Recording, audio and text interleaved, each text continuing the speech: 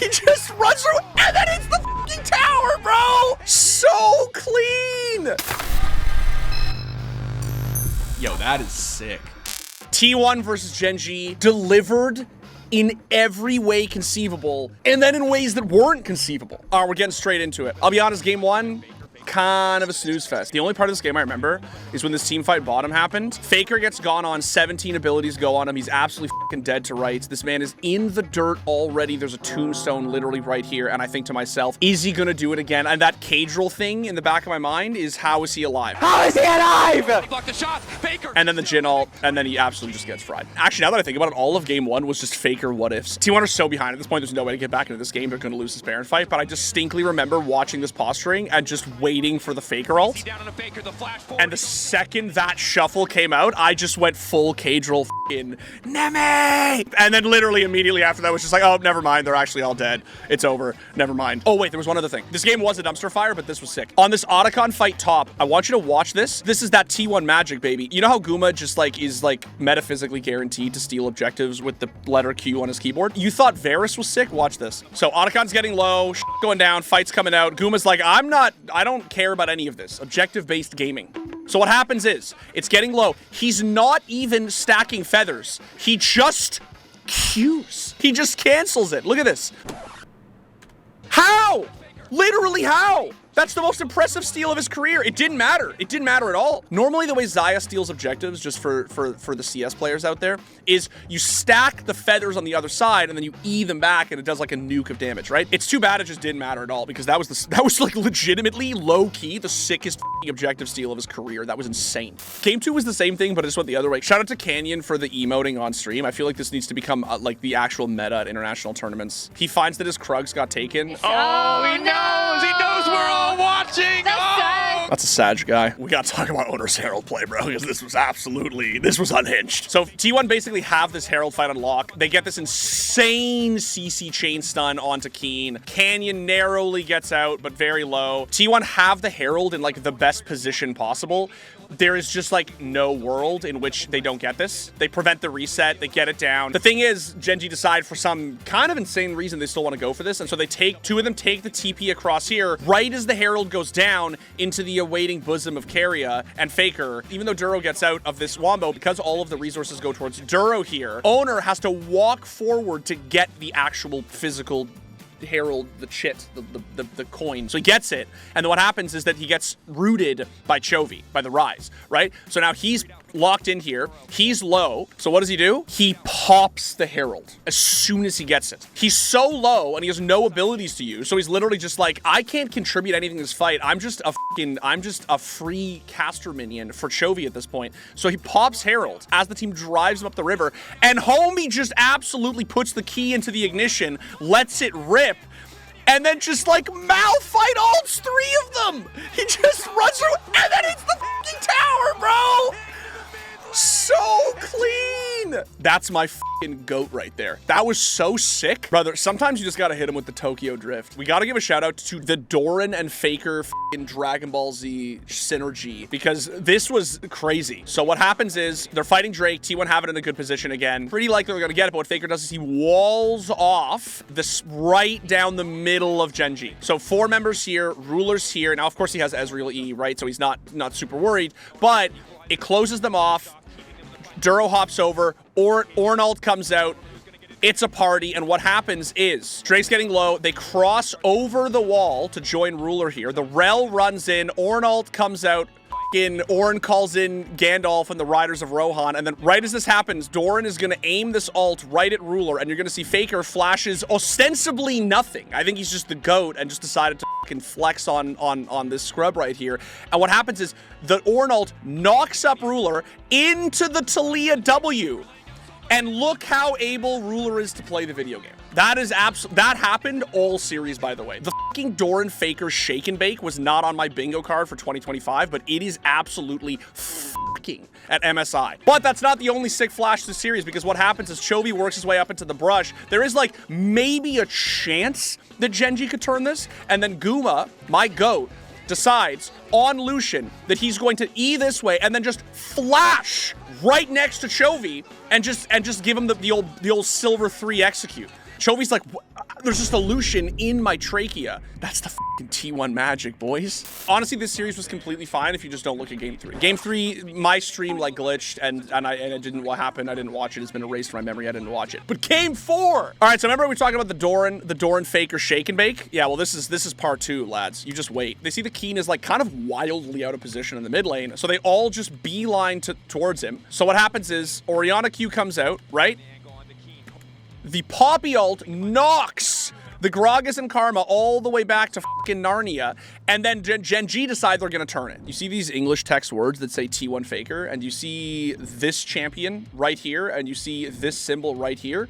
Why? Have we learned nothing? Look at this one right here, right there. Now look at this one. Now look at this one.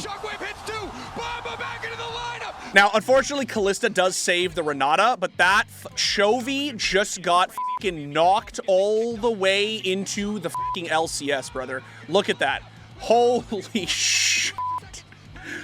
That wombo was so sick, bro. Wow, what a combination coming through. Brother, Doran is absolutely... Dude, Baus would be so proud. All right, buckle up, motherfuckers. It's time. I've never seen a League of Legends team fight go on this long forever. Drake fight comes out. GenG are on Soul Point. Both teams are on Soul Point.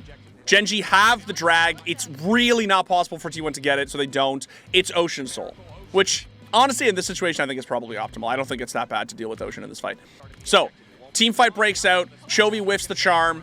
Immediately, the Oner ult. I'm honestly record scratch. I can't do this. I'm not actually a caster, guys. I can't do this. You just have to watch. And now Chovy goes in. They manage to get the Zhonya's out immediately, and Oner's going to try to fire her back, but he can't get anything else done. Canyon posturing on the side, and T1 uncertain of where they can go, but Doran sees the angle clearly. Death mark in. Shockwave! Flawlessly timed as Guma now gets the shutdown. Keen looking for the disengage. Ruler untouched as he starts to take over. Doran forced backwards by the hostile takeover. The pullback and the handshake is good, and Chovy now in trouble, but it does not matter. Guma going in, quick cleanse. Chovy going golden. Doro not in a great spot to follow up, and it's Ruler. It's Ruler versus the world, but T1 are not going to give him the angle. They group up. They stand strong. Doran going in. Doran not able to find it. It's so... I just, like, it's... I have no words. The level of team play of, like, LCK 1 and 2 seed of GenG T1 is just so... I would sully this if I added words to it. What I will say is this. I think what this play comes down to is Chovy. I actually don't think Chovy played particularly well this game. He whiffed, like, a zillion fucking charms, and, crucially, he burns his ult. Watch Chovy's ult. So look at the art. He ults forward into the flash, into the charm, which Faker goes golden because he's like, brother, I've been playing this game since you were f***ing in the womb. Now he has 2 Ahri dashes left. Here's the problem. Oner ults him, so he uses the second Ahri dash, right? And they all retreat. The problem is that Canyon is up here, and they're like, guys, this is a f***ing free Zed. So Doran gets on his ass, ults him into the wall. There, the last dash to get out, which I'm not saying was a bad dash. I'm just saying he now doesn't have an ultimate, and the team fight is basically starting in earnest. So look at Chovy. He's auto-attacking. He has nothing. Zhonya's, and then just, yeah. I'm not trying to flame Chovy. I mean, I think I'm allowed to because he's literally the greatest human being who's ever touched this game. But I do think this team fight came down to the Chovy. I think that was the difference maker. And just for your context, kids, this team fight has now lasted 2 Gragas ults. And Bomba's the Keen back. They get the kill onto Keen. Doran's already up here onto the next targets. Goes golden. We've now seen a second Oner ult. And now a second fucking Nocturne ult. And the best part, icing on the cake, is they proc the GA. Boys, this was the magic. Look at Ruler, bro. Look at Ruler. Ruler's like, how the f is it 2023 again? What is happening? And this was just it. This just spelled the end, bro. Shox uploaded a TikTok where she was literally like, this is all of us watching any team fight ever from any play that T1 ever made in Game 4. This right here, this is what's called a happy League of Legends fan. Now, there's this last team fight mid.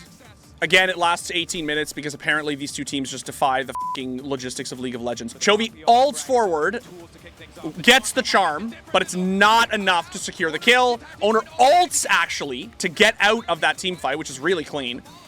And now the problem is Chovy's used ultimate, right? So he's waiting, used ult again, charms the fucking mega creep, dashes out of the Corki missile and the barrel.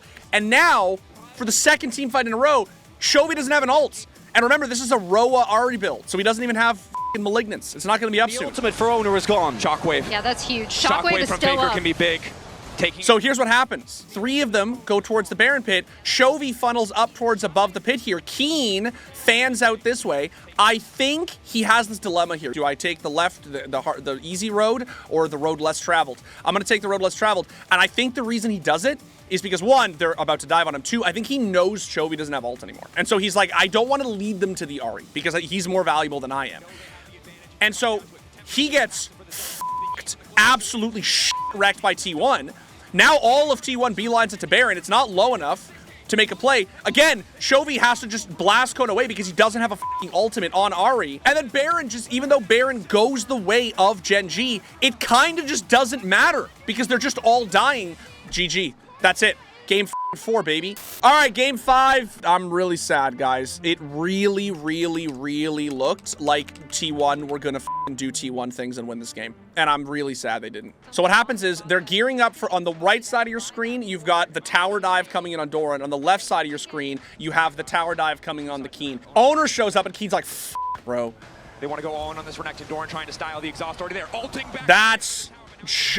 no words. Just such a sick Lee Sin kick. It's crazy. You thought that was sick? F***ing watch. Now, Doran is like giga dead. There's like no way he has anything. So what happens is, Tom Kench W comes out, dodges it, dashes left, dashes down, ults up, and hits to get out, and then gets the f***ing kill on Duro, bro, and he lives. I've never seen a top laner simultaneously be the best and worst player in a series.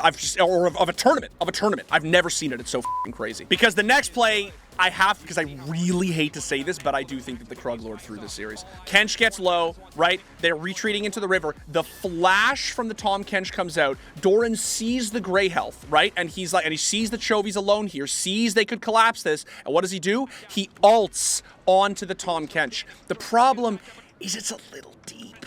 It's a little much. Not only does Tom Kench do this thing where he presses his E button, the problem is that they are not close enough to do damage. He apparently said in the press conference after the game that he actually feels that ult may have thrown the game. And honestly, props to him for owning up to it, because that was the turning point. By the end of the game, this was just over. The problem is that T1 had such an early to mid scaling comp, right? That it just, this Jinx snowballs out of control, and there's just no way for T1 to fight back. This was the series of MSI, guys, and we are going to get the rematch in the grand finals 100%. Because Ruler's like, holy shit, I beat Faker. Chovy's like, oh my god, I finally beat him. But Faker, guys, this sippy cup, you guys notice he does this at the end of every map, win or lose, but he dribbled here, and he knows he dribbled, and he's like, you f***ing wait, guys. You just wait for the grand finals. I'm coming for your ass. Thanks for watching. If you want more content like this, hit the sub button and ring the notification bell. For unique bite-sized videos you won't find anywhere else, hit us up on our X, Instagram, Facebook, and TikTok.